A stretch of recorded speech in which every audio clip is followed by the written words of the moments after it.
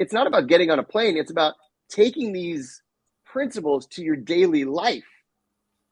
I hear from so many people, and I'm sure you do as well, it's like, oh, I'm such a different person when I travel. And I'm guilty of certain Hmm. things. What is travel?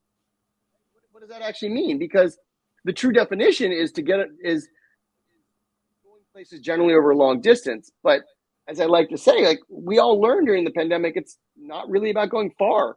Sometimes Hmm. about seeing different parts of your neighborhood, or it's an inside job, or whatever that looks like. So if we coming through this new dawn of travel, we kind of creating the way people look at travel, then we're inviting people to look at how they act and how they're going to have meaning in their daily life, and how they can Yes. have some of these routines that we're going to talk about in their daily life to have that hit of dopamine that they love when they're free on the road or whatever that looks like, doing the same thing. What does it mean to live and travel with meaning and intention? And let's keep it super real, because what does it look like when you don't? Today's episode, we're gonna keep it honest.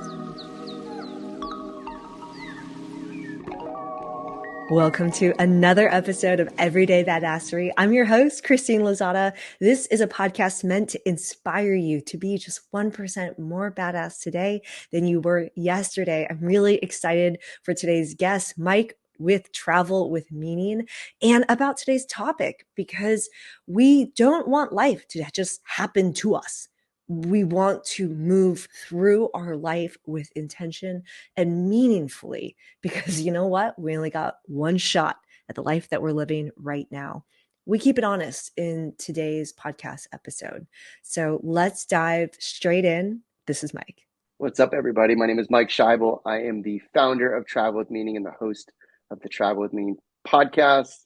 I believe that everyone has a travel story that's impacted their life and their career, and I've been absolutely obsessed just to hear these stories.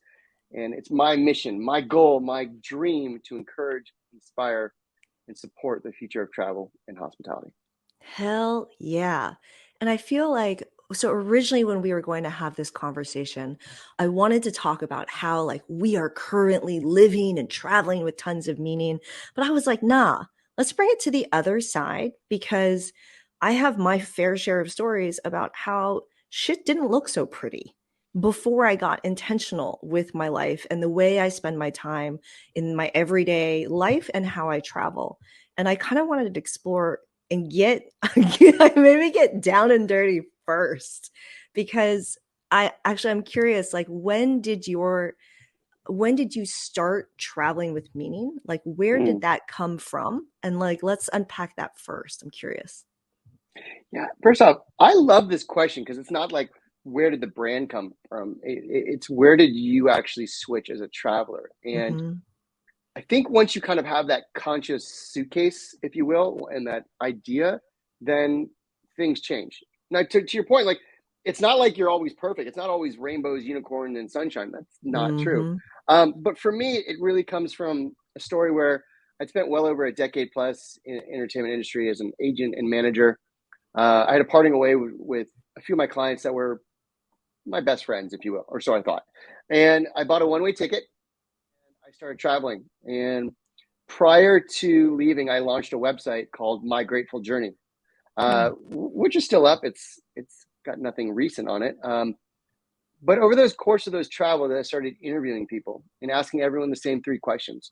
Hmm. And it was in those trips and in those conversations that something really triggered me in a good way, not like a breakdown trigger, even though those happened as well, but more as like searching for something.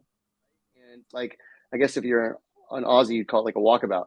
But it was very much like that meaningful journey for myself, whatever that looked like. And there were times where maybe I was looking for something on that trip, or times I thought I was gonna come home with this new appreciation, blah blah blah. And I still think it's taken years to really unpack a lot of it, and stories, conversations, interviews I've had through that actual trip still hit me to this day, and still Hmm. those moments. But if I had to like pinpoint it, where did I really officially start traveling with meaning?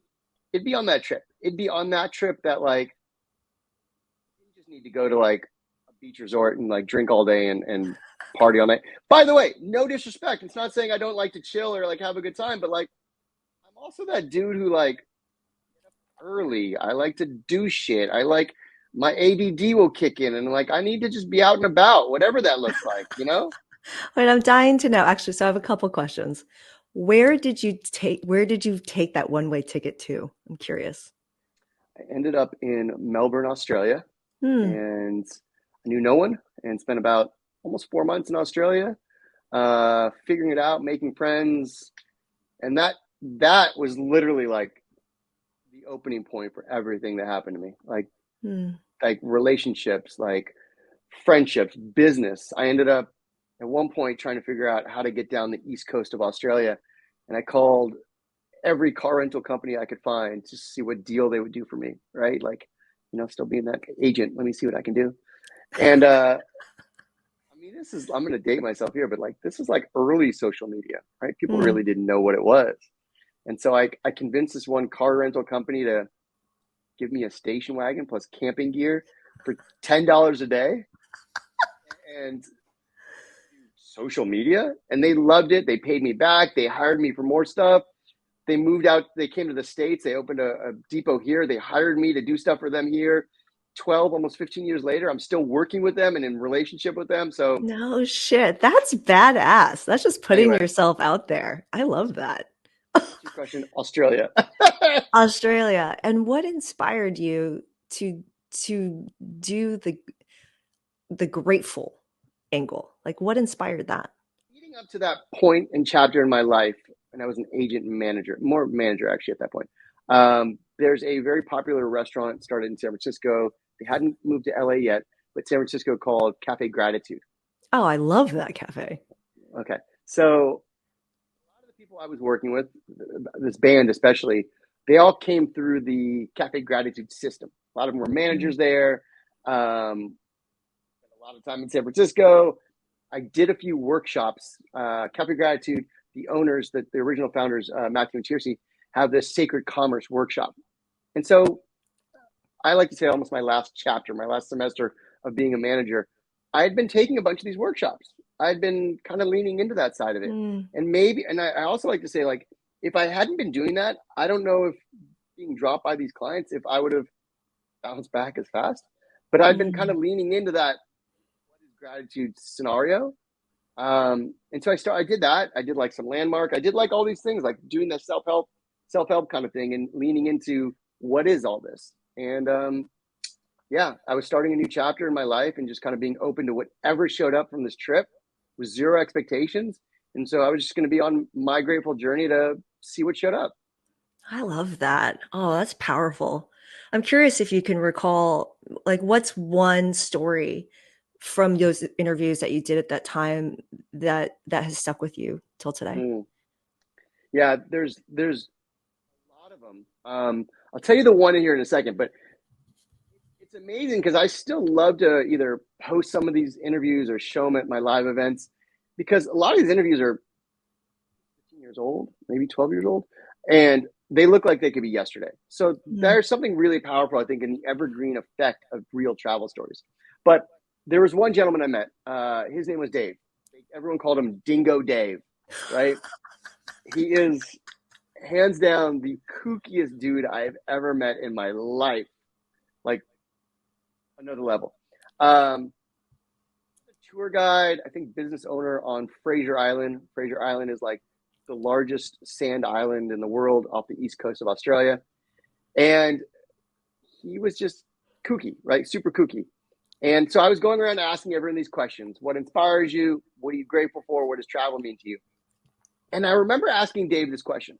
Dave, what inspires you? Right. And I got a great video of him answering. And he said, oh, that's easy, mate. Go to nature. Nature will teach you every time. Mm. And I was like, okay, cool. Hey, then I found out this dude had never seen, sent, or received an email in his life. Right? So me, former talent agent dude, is like, oh man, I'm going to change this guy's life. I'm about to get him on social media. Come on. So I find the only working computer on this island, right? Like it's like a Commodore 64. And we roll up there and I video him watching me open my inbox with emails, right? And this dude is making jokes the entire time. In my mind, expectation, I'm like, I'm about to change his life. It's going to be like, oh, it's going to be great. And he's just like cracking jokes like nobody's business. And it literally took me years later to realize this dude was the one teaching me, not me teaching him. Like when he's like, go to nature, I'm like, yes, go to nature now. And before I'm like, yeah, get online, bro. And Yeah. so that's one story, one person that really sticks out as far as like a lesson that always shows up for me. As far Mm. as like the people, and I know as a traveler, you get this, there's people maybe you've spent, I don't know, 3-4 days with total, maybe hours. But like people that I met on that trip that are still some of my best friends to this day Mm. because of that bond and that experience. Mm. I love that. I feel like your beginning of travel with meaning is the opposite of mine. My beginning, my first, so I kind of think about both the highlights and lowlights of my life. Like if I just close my eyes and just think of my entire life as a timeline, I'm like, what little bulbs go off? And what are like the really bright spots of like amazing people I met or teachers I've had or big milestones in my life or my big badass moments. And I also have the light bulbs that are the not so great parts of my life. And one of them was it started to inspire a series of trips that I took to the place where I got to meet you in real life, which is New York City. And I was young Christine. I was in my early 20s, which was not recently for all of those who I know one of the top search terms on Google is how old is Christine Lozada? Not recently. And I was dating somebody at that time who was a masshole. If you don't know what a masshole is, it's an asshole from Massachusetts. And he was a real masshole. And we eventually, thank God, broke up. And it was like the worst breakup. And when I think about that time in my life, I had realized that a part of me that I really identify with was gone. I really, I really see myself and know myself as someone who is very strong, someone who will speak her mind, someone who will put herself out there. And I had somehow lost all of that.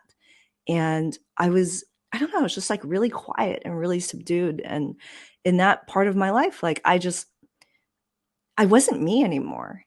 And I started traveling to New York City. And my goal of those trips was almost like to prove something to myself, which was to remember who I was. And the way I would take these trips is I would fly to New York City once a month. And I did this for a year. I was living in San Francisco at the time. I would fly on a Friday after work. I would go with one outfit and an empty luggage, and I would buy myself like new clothing for the new person I was becoming or the person I was coming back to. I would book myself a hotel and I would have no plans. I had no friends. I didn't know anybody in the city. And I would just go and I would see what adventures would happen. And so I just got goosebumps. Some of the craziest stories of my life happened on these trips. And the people that I would meet, and I would just put myself out there. And then I started trying on different things to gain my confidence back. A lot of people will ask me, because I will oftentimes not introduce myself as my real self. They'll be like, oh, who's your alter ego? And I was like, oh, Violet. Violet. I was Violet for a whole year in New York City. I never gave my real name. And and then described this like really powerful woman. And I would walk into any nightclub. I would go to Michelin star restaurants alone. I would do a million things. And my intention on these trips was just to find the strength in myself again and to remind myself of who I am. And what ended up happening after all of these trips is, well, actually two things. One, I realized that I was significantly stronger than I thought I was. That by almost taking on this alter ego and going into these trips being just down, like down to adventure, I could do so much more than I could have imagined. The people I met, I never would have thought I'd be able to connect with these kinds of people, whoever they might be. And the other thing was, it's made me realize that this might be a chapter in my life in which I need New York City in my life. And this was when I, instead of just traveling to New York City with meaning, I was starting to realize, I think I want to move here. And I think it's time to shift this part of my life, which is going to lead into how I started living with meaning. But I'm going to Wow. pause there really quick. So I just kind of feel like I was the opposite of yours. Well, I mean, wow. Okay. So what happened next after that was, I started just to like examine parts of my life. And what's interesting is, a lot of people might think like, oh, living with intention or traveling with intention or being more meaningful about things, like it's something you should do when you're down and out, right? Like I was down and out at that time in my life. And it's not necessarily true, because my life, what it bloomed into in San Francisco, ended up being like the happiest years of my life. Mm. And I was sitting pretty. Like I was in a very amazing, humongous 2-bedroom apartment overlooking Alcatraz, living with my best friend. I loved my career at Walmart.com. I drove a Mini Cooper. I had all my best friends around me from college. I went to school at Berkeley. Like life was good. And I realized that the meaning that I was seeking at that time and the intentions that I had was like, I was Christine in her early 20s. Like, if there's a time to change things up and do things different, or a time to go live in New York City, it was now. And I realized, like, if I kept doing what I'm doing right now, I would 100% get married, buy a house in the city, live in the city, be super happy, and wake up one day when I was 40 and wonder what my life could have been in New York City. And I knew that I would always have that itch and I would regret it if I didn't go do that. And I was like, don't wait. Like, do not wait. And I had a moment. I had speaking of cafe gratitude, San Francisco is full of all kinds of weird things. Here's a strange story of mine. I went to this women empowerment conference only to later realize, 1 hour into the keynote opening speaker, that, oh, like this is women empowerment as it has to do with female sexuality. And because for the first hour, I was like, oh, what is she talking about? And I was like, oh, she's talking about female orgasm without actually saying it. And I was like, oh, wow. Okay. So this is different. Let me shift and just like open my mind to what this weekend will be. But one of the things that happened during that weekend was, it was like this exercise in which we were trying to empower the other women around us. And we had kind of shared some of the things that we had wished for ourselves in our lives.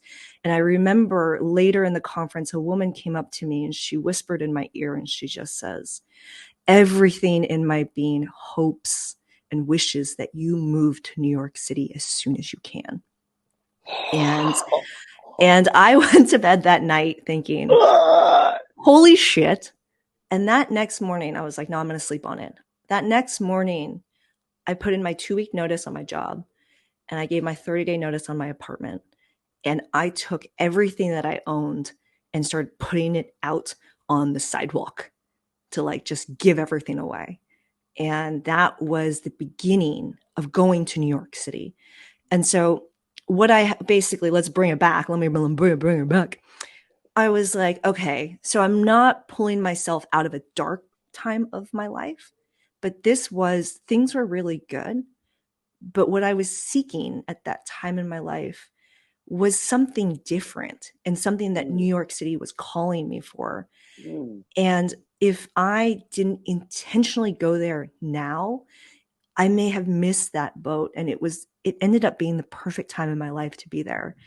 And I spent the best 4 years of my life in New York City before going back to San Francisco, which helped me to find deeper meaning being back in that city, but I needed to experience New York City during those prime years of my 20s. It's kind of a wild time. Oh, I just unpacked a whole lot of things. I like the look you're giving me Wow. right now, which, by the way, Wow. if you are listening to today's podcast, you can also watch it on YouTube, just so you know. All right.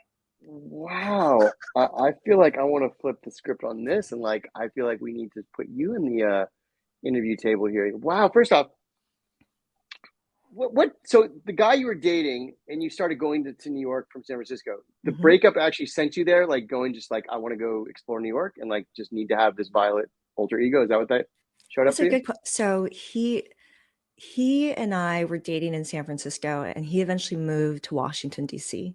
Okay, got it. And he and I would take trips to New York City together from DC. And that was when I started falling in love with that city. But then things fell apart with our relationship. And then I left him and he stayed on in DC and I stayed on in San Francisco. And then I started traveling to New York City on my own. Got it. And so New York just really, we had that thing. It just kind of called you and just took a different side of you. I don't know. It's interesting because in the places that I travel to, especially now that I am all senses turned on when I travel. Like I'm really listening in the places I travel to of what places speak to me and Mm, what places should I be in. And I feel the same way with people, right? Which is why you and I are connecting today because it's you just know instantly places you belong in and people you belong with. Like it's mm, very easy to know oh, Mike's a good one. Or I just met so and so and we clicked immediately. And you just know if you can turn on all your senses to listen to what feels right inside and not what makes sense logically. It's very easy to understand. And New York City was calling my name loud. It doesn't call it anymore. whispers. Shh. Whispers. No, it's get the fuck out of here. It's too cold for Yeah, you, Christine. but also, and I'm gonna kind of back this into your most recent episode that I listened to. As much as it doesn't call you maybe that it once was, it's like, we use the analogy of like that mistress or whatever that is, but it's still that memory lane or that relationship that was good times that treated you so well on some levels that it's good to go back. Like I know for myself, whether it's visiting certain places or going certain places, and you get that hit of dopamine of like, oh, I loved being here, or those moments. I feel that when I go to Boston, like I Mm. had such good years there that those little moments I think are super crucial, and that I think is part of this whole conversation of having that meaning of like recognizing those nostalgic moments in the past. Yeah, it's part because they're part of you, right? It's all of those moments that make up. I just not to be morbid or anything, but I've spent a lot of time with a lot of older people as a result of playing pickleball. But I love talking with elderly people or retirees about the things that they look back on or what's the advice that you would have given yourself if you were my age. And it's the highlights and the things that they remember are those memories they made or those travel moments or those things. And it's they're really important, and those are the things that stick with you over time. I even think about your stories from Australia, right, years ago, but they still stick with you to this day, and they still teach you to this day. Mm. I think it's really important. It's interesting. I want to unpack one thing. So from that, I keep referencing this last episode you did that I really loved, and Thank part of you. the reason I really loved it is you talked about this one thing that I love. You talked about success, and I want to unpack this for two reasons. One, I want to unpack what you thought success was, old life and new Mm, life, and then I want to share kind of where I was, and like I had a really poignant moment in almost to that point where you said like, when did you start traveling with Minnie? There's something that literally happened to me that like that was the kind of aha moment that when I went back and started looking at, that was kind of the jumping off point. yeah, I'm tempted to hear from you first. Actually, I was going to say mine's pretty short. My definition of success before was really around all the things I should be doing. And it Mm, really made me realize how much we are, which even today I still am, we are so shaped by our environments. And I was so deep in the city life, whether New York or San Francisco. I was so deep in the corporate life. And like if you wrote down my life on paper, oh shit, like it looks so good. Like it made me jealous to look at it, right? If you wrote down, it doesn't matter. And it's like, okay, great. So that is what so many of my peers defined as success. And did it feel good? No. Like if I was not like, I drink champagne every single day, but it's for different reasons now. Like if I was not ending my day with several glasses of wine, like, oh, I wouldn't even know how to deal with the amount of stress that I used to have in my life back then. And like, there are just so many things I used to have to do, like, putting like going to the formal events or the social events in which you had to show your face and say the stupid things and blah blah blah blah blah blah blah. It was not fun. Nothing about my life was fun or adventurous. And it just felt like it was lacking things, and I felt lonely a lot. To feel lonely when you're living in cities filled with people is a very, very sad feeling. And it wasn't until I started traveling and discovering myself that I also discovered the things that are important to me.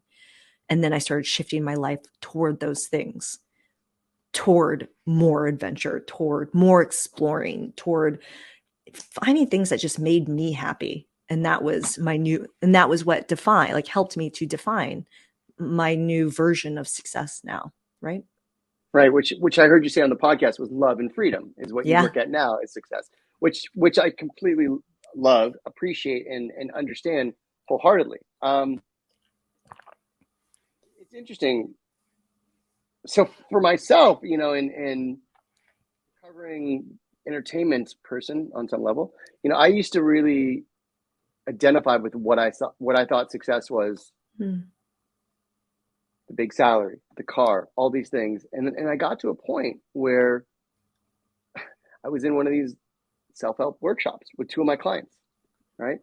And that question came up, what is success? And my one client said, when I get the record deal. And my other client said, when I get the TV show. And I said, when you get the record deal and you get the TV show, that's my success. And what I realized, and this really took me to like I bought the one-way ticket, and like this is like 2 months later, 3 months later, I bought the one-way ticket, and I was literally flying to Australia, and I kept replaying that story in my mind and realizing, shit, I didn't know myself. That had nothing to do with me. What was my success should not matter with what you do or what you do. My success is me.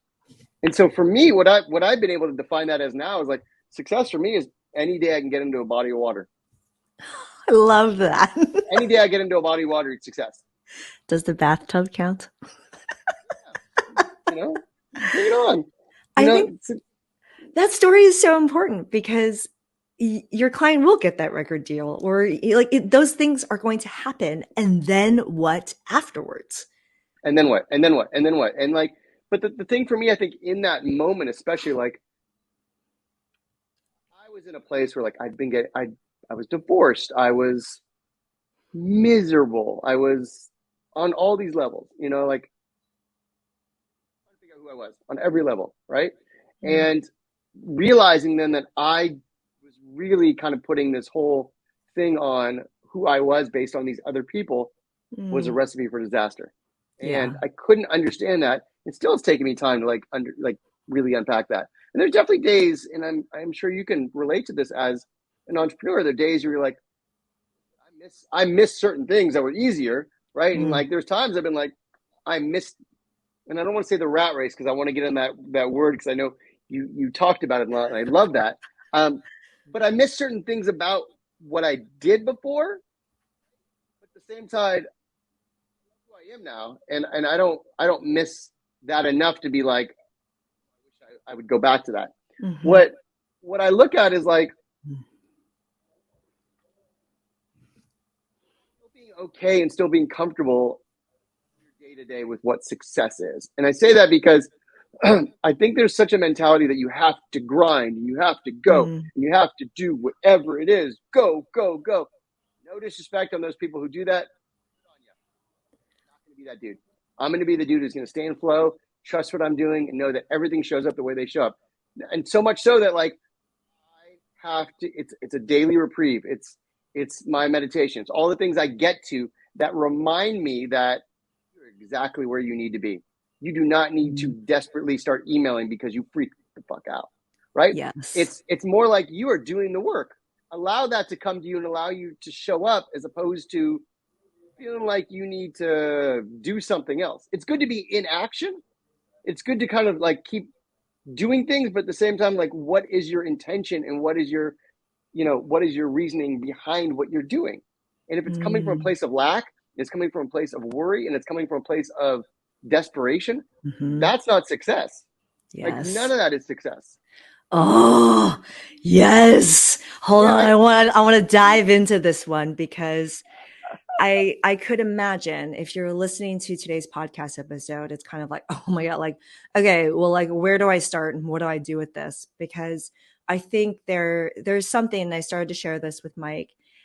I started this very simple morning routine that has helped me to go into my day with intention and finding that meaning that I want to share with all of you in case it inspires you as well, to help bring more intention and meaning to both your everyday life and your travel as well.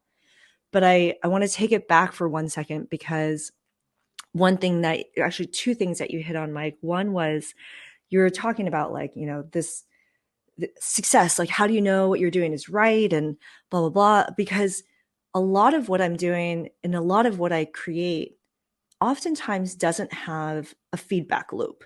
So part of the reason why, like, I used to be obsessed and loved being in the corporate world, especially at Walmart and Amazon, is these are very analytics heavy companies. And I would know instantly if I was doing good or bad in the marketing campaigns I was working on, because I would just be slammed with all these numbers, and I would know if it was good or not. These days, a lot of the things that I'm working on, I won't know if there was success, or what does success even look like for a lot of the things that I work on. And so you'll hear these stories come out in my daily routine around how I'm trying to keep my head on straight around it. But it goes back to, I have honed in on my North Star, and I understand the reason and the intentions behind why I'm creating in the first place. I got very clear on that, so that when everything else is murky, I can just look to my North Star and know that, for example, this podcast, right? I tell these stories because I want to inspire everyday people to become just 1% more badass today than they were yesterday. If this inspires you to do just one thing differently, then I have won. And I don't always get that feedback loop, right? Not everyone tells me the things that they do, but the ones that do, it's worth it. And I won't always know, but I stay true to that North Star. And it is worth the time I spend in setting up these podcast episodes, editing the SEO stuff, blah, blah, blah, blah, blah, blah. So that's that part. But actually, hold on, I want to talk about meaning really quick for you with your podcast. Why do you do what you do? Why do I do what I do? Yeah, it's a great question. So for me, it came down to starting to hear these stories when I was traveling initially, asking people questions. And then when I started hosting these live events in LA, because I wanted to hear travel stories. I was going to all these like travel networking events in LA. I found anyone talking about travel. They always would talk about this job or this or whatever. And like, I honestly was always the person who wanted to work in travel and hospitality. Couldn't get arrested. Couldn't get anyone to hire me. So I started doing my own thing. And I started hosting my own events, these travel stories. And I started seeing things and feeling things when people were sharing stories. And there's like something magical that happens when you hear another travel story. You either have your own moment and your own nostalgia will come up, or you're like, I want to go and have a similar experience. So I started experiencing this from the live events. And those live events were like fire. They were my fuel. They were everything for me. And so I kept going, trying to figure out, how do we make money from this? What do we do? And much like your comment about the feedback, and it was hard to get feedback, except I started getting emails or texts from people like, thank you. Like, this was so great. Just kept going and kept going. And then we launched the podcast. And my view has always been that everyone has these travel stories impacted their life, their career. And so I do this because I believe travel is a currency. And I believe that there's no way, or there's never been a way to really tap into what this looks like. And I believe wholeheartedly in this exchange and these feelings and these emotions, so much so that I think I shared with you when I saw you in New York that initially when I launched this Travel with Meaning, I had like major CEOs and people coming up to me and being like, but what is meaning?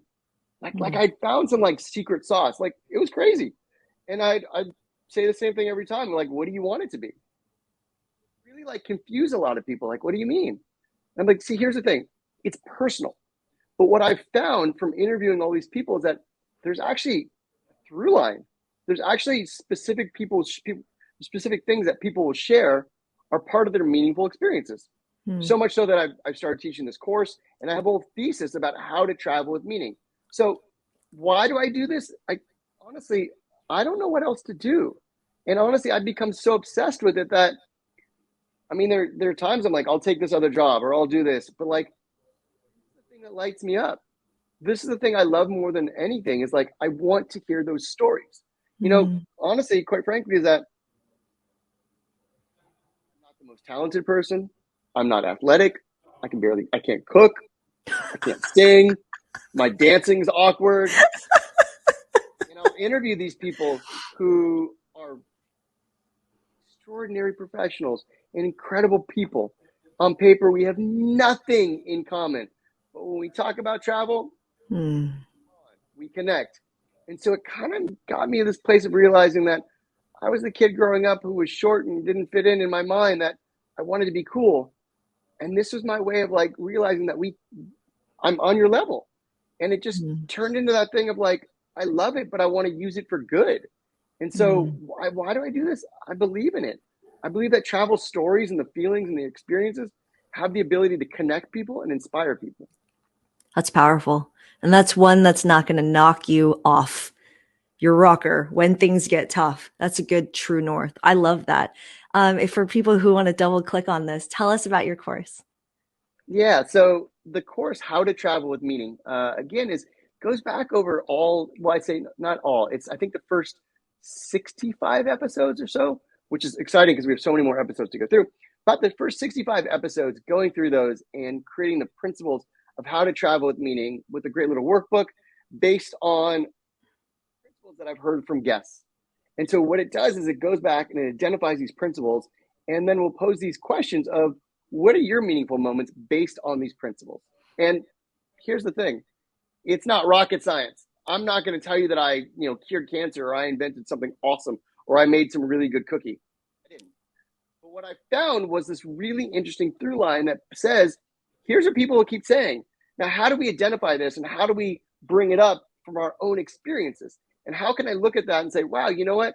That moment or this, I really did enjoy. This really did give me a sense of meaning or something.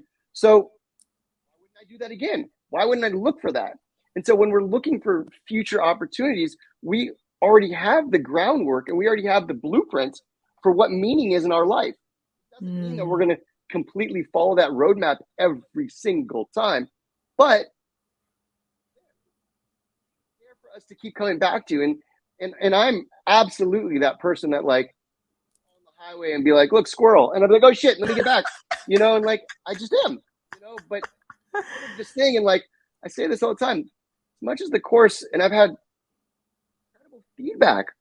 I sat on this course for way too long of like, oh, does this really make sense? Shit, maybe, I don't know. But the number of people who've taken it and said like, wow, I wasn't expecting this, or okay, that opened my eyes, is validating, it's awesome.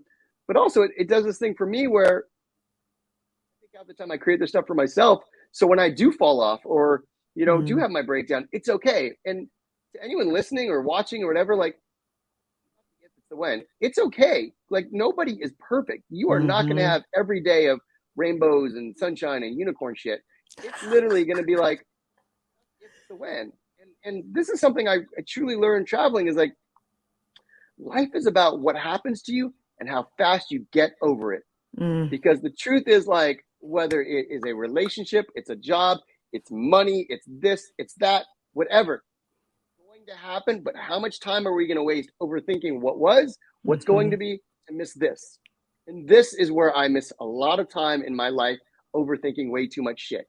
And Mm. so that is kind of the constant thing. Like that is one of the principles that we come back to, and these other little kind of nuggets that come within that. So the course is how to travel with meaning. And the truth is adding these principles for your travels, but we can get deeper of what travel is, because it's not about getting on a plane. It's about taking these principles to your daily life. I hear from so many people, and I'm sure you do as well, is like, oh, I'm such a different person when I travel. And I'm guilty of Mm-hmm. certain things. What is travel?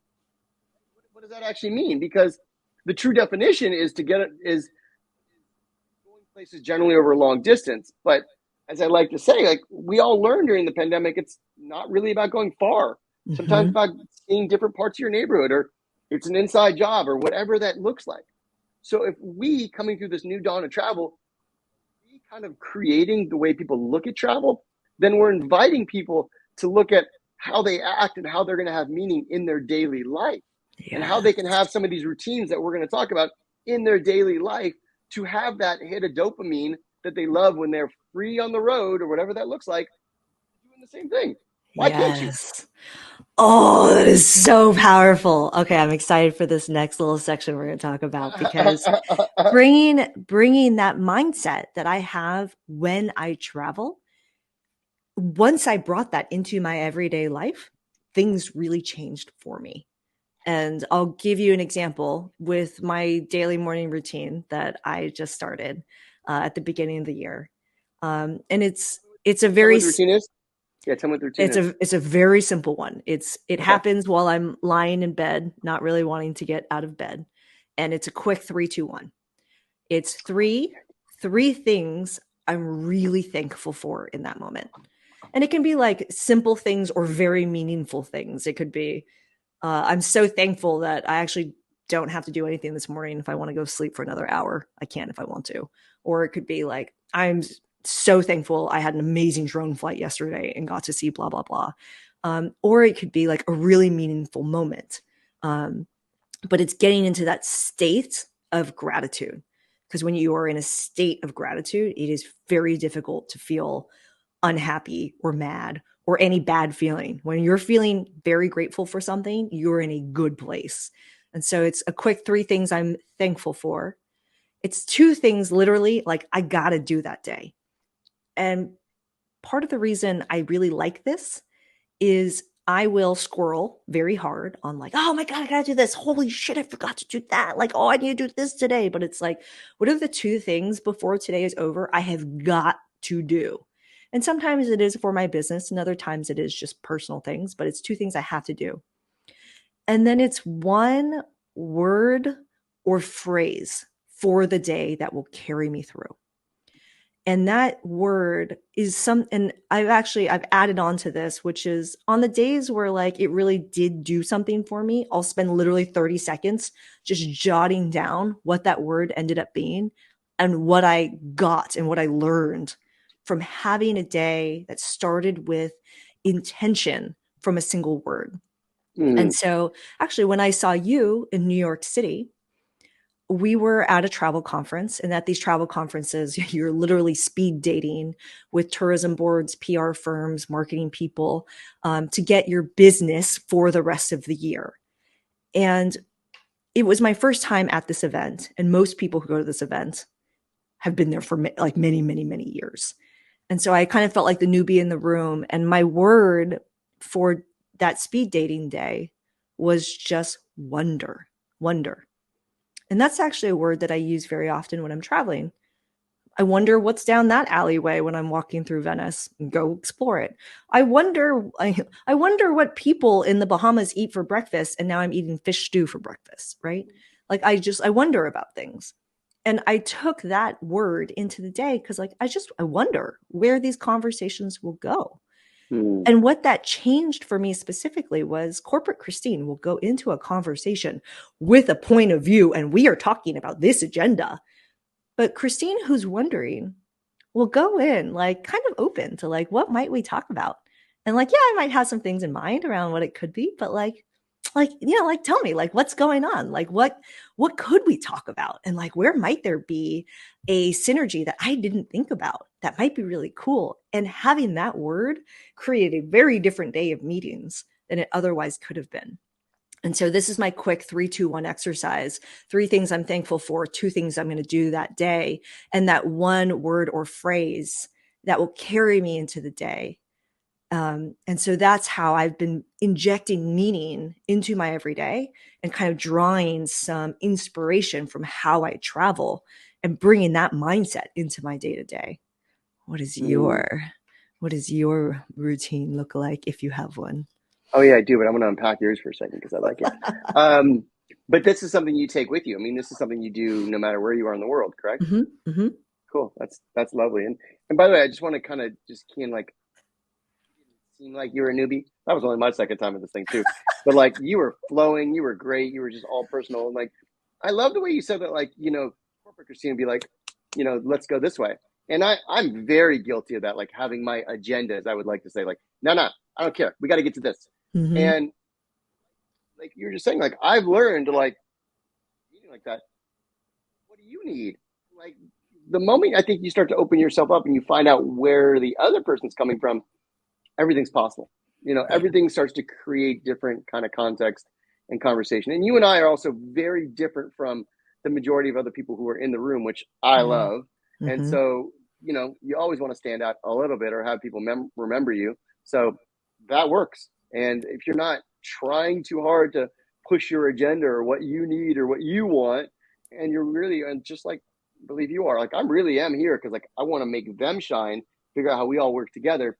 It's win-win. So good Yeah, on you. it's so true. Actually, hold on, I want to add one last thing to that, which is one of the things I learned, especially from traveling in countries where I felt like such a foreigner, is that you are forced to listen more than anything else. Whether you're a Mm, silent observer because you can't speak the language, or you just spend a lot of time people watching because you don't really know how to insert yourself in general. And what's interesting to me, actually, someone who invited me to speak at a conference the other day, he was like, that's so fantastic that you used to be president of Toastmasters for 5 years at Walmart.com.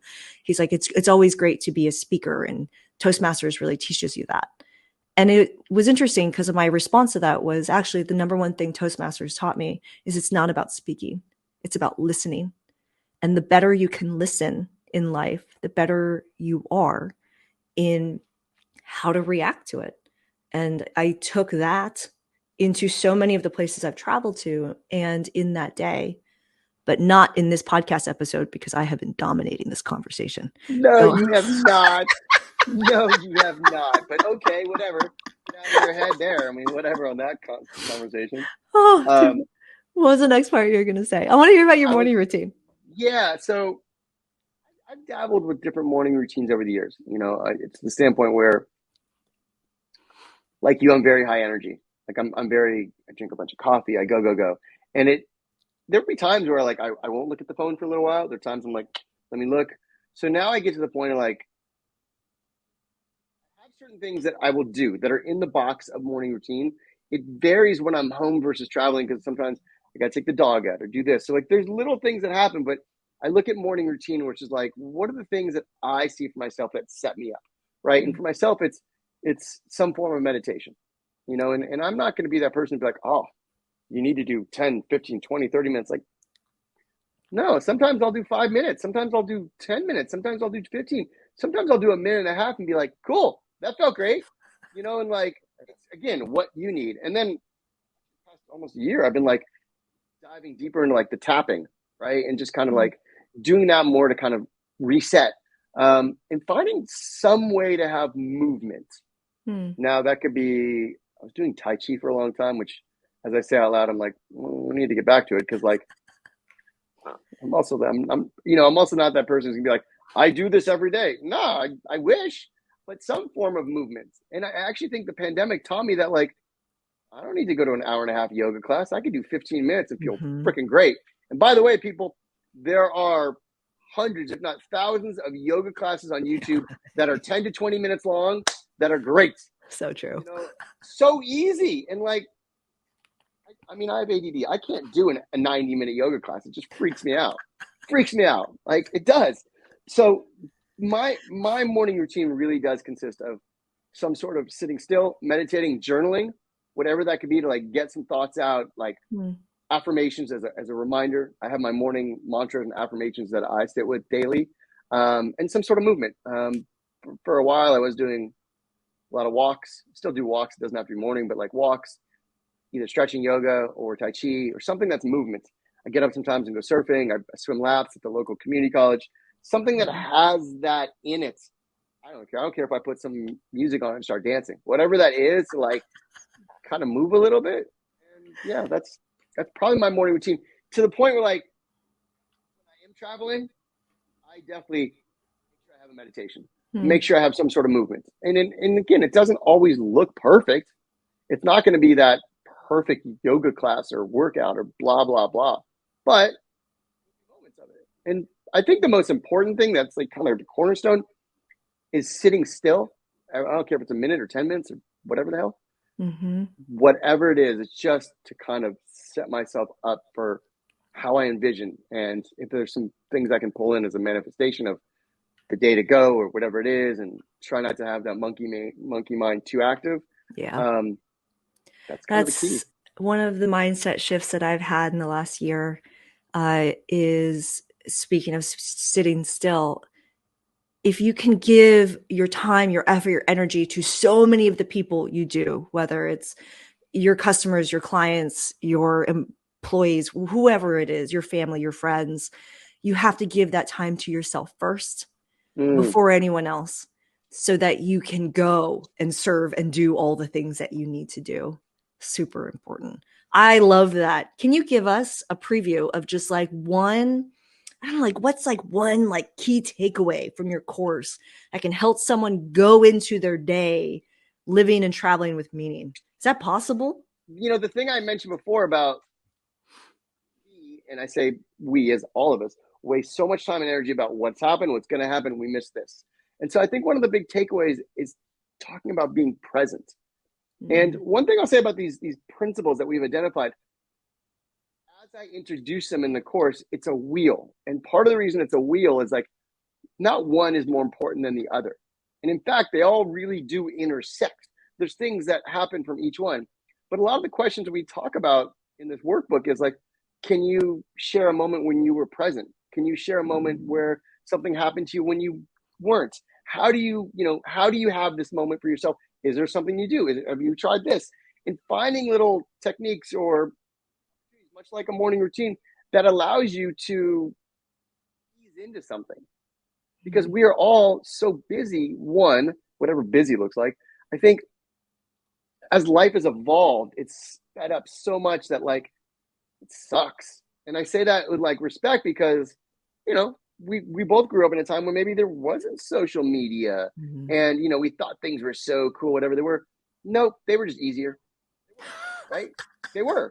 It's true. We're connected now. It just wasn't, it just was easier. And so looking at it now, it's like, how do you take those times? And so what we do with this course is finding these moments, and it's going back to your past nostalgic moments that you could identify of like that sweet spot. Where was I? Was I watching a sunset? Was I watching a sunrise? Was I with someone? Where was I in these moments that allowed me to have true bliss of being present, wherever that is? And I know for myself, like, so when I travel and I bought my one-way ticket, I like to say that like I don't journal. I do it now, but I didn't journal as much previously because my handwriting is shit, and I was never going to go back and read my handwriting, so I was just doing video journals. I mean, this is before they were called vlogs, but I was doing video journals. But I would say to myself almost every day, like, this is the moment right now that I'm grateful for, right? And this is the moment, because the truth is, like, right now, talking to you is the moment. This is the best moment because you can't change it. Cheesy, funny, whatever you say, but like, however you need to do that, and I say the you to anyone who's listening or watching, however you need to check in with yourself. Don't worry about what anyone else is doing. Don't worry about anyone else. It's about you. whatever your moment you need to be, if it's going somewhere, I love to go say good sunset. If it's just having a mantra for yourself, and if you don't know what a mantra is, look it up and create one for yourself. I've created a couple for myself that are true pillars in my life, and Mm. there are so many moments where I'll fall off the rail or be in a fetal position of what I'm Are trying to you do. are you willing to share one? A mantra? Hmm. One of yours. Um, One of yours. am I willing to share? I can. Well, I'll share a mini one. How's that? I love it. Go ahead. All right. I'm powerful. I'm worthy. I'm grateful for all that I am. Mm. So that's not even something that I created. There's a couple others that like I know that they're just personal to me, Yeah. but I think I think I got that off a YouTube meditation to be honest. But um, whatever you need, and you is like you, right? It's not Christine. It's not me. It's whoever wants to resonate with this because one thing I'll say, and this goes back to the you, Christine. I know you can get this is the solo travel conversation, and people get so terrified of what solo travel is. Here's the thing: as a solo traveler, you're never alone, and so Hmm. for myself, like I used to have a mantra that I created when I solo traveled of on my own but not alone. Mm. And you can look at that for a couple of different ways. One, if you're solo traveling, you always meet people. It's just you do because you're more open to it. But then the other side of it is you're not alone because there's so many other people going through whatever it is you are going through. Mm. It's not Mm. exactly the same, maybe, but like you're never alone. Now, people are cheering you on, whether you can't see it or hear it.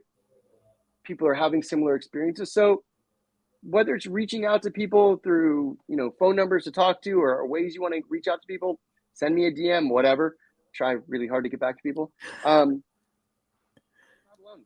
But I think the most important thing is to find these moments that you can have for yourself, and Christine's saying this too, and I'm saying it for myself, like these moments that really kind of allow you to be grateful and appreciate. So back full circle, I think the thing on the course, it just really just allows you to identify some of these past experiences, and with the truly with the hope that you now have this incredible blueprint to look forward to differently. And like much like the first question you said, like where was that moment? When did you start traveling with meaning? And like Yeah. hopefully this course will give you that kind of opportunity that says like, okay, I want to change some shit in my life. Yes. That was my ramble. I got one more. I got one last question for you, which, by the Oh, way, one of my mantras is yes, I'm a please. motherfucking badass. Well, Question for that's a you. given. Are That's a you a given. badass? Why or why not? I'm 100% a badass. Why? Um, because I march to my own beat. Yes. Because there's so many years and times of worrying about what other people think, and I love to come back to what other people think of me is none of my fucking business. Yeah. And I mean, shit, I have trust on my wrist or somewhere over here, wrist. And I'm going to share that, and I'm going to answer your question, but I'm going to share that. The reason I have trust on my wrist is this, and I at the time I was in Byron Bay, Australia, and I was looking at all these like um, I don't know. There was a book that said life. There's one that said believe, and the definition of believe means you had something, but you had to look down deep for it. Mm. Trust means you don't have to look for it. You have it, and so Mm. it doesn't mean your path is always clear. It doesn't mean things make sense, but I know what I'm about, and I know what I'm capable of, and I know where I'm going. Doesn't mean it's happening tonight. Doesn't mean it's happening tomorrow. But I believe in wherever the outcome is and what I'm doing to get there. So being a badass to me just means walking with confidence and trusting your path ahead. Yes. And where can people find you and where can people find your course? Yeah. People can find me. Travel with Meaning is the website. Travel with Meaning on all platforms. I'm also at Schibel, Schibel. The course is on the website. It is just, you can hit the workshop tab, and then we'll do like a little discount for all the badasses. All you have to do is put in badass for a coupon code. You'll get a little discount. Yeah. So everything is there for you to check out. And again, I just acknowledge you. I love what you're about. And I love that you push the badass thing, because I think they're talk the talk and walk the walk, and you have this wonderful ability and great just charisma about you to really be a motherfucking badass. Oh, thank you, Mike. All of his info will be in the show notes below. So make sure you connect with him, connect with us. Thank you for doing this with me. Absolutely my pleasure. I'm honored. Hope you got some value out of today's podcast episode. If you did, please leave a positive review. It really does help to distribute this to more people. One of the things to consider is the people that you meet when you're traveling or in life in general. How often do you meet someone when you just know that you click, that this is your people? Not only should you keep them close, but it's one of those things where it's be intentional about who you spend your time with. And I think you can see why I've asked Mike to be on this podcast and why I plan on spending more time with him. So get ready to see him on future episodes. I'm Christine Lozada. Go forth, be badass, and we'll see you in the next adventure. Ciao.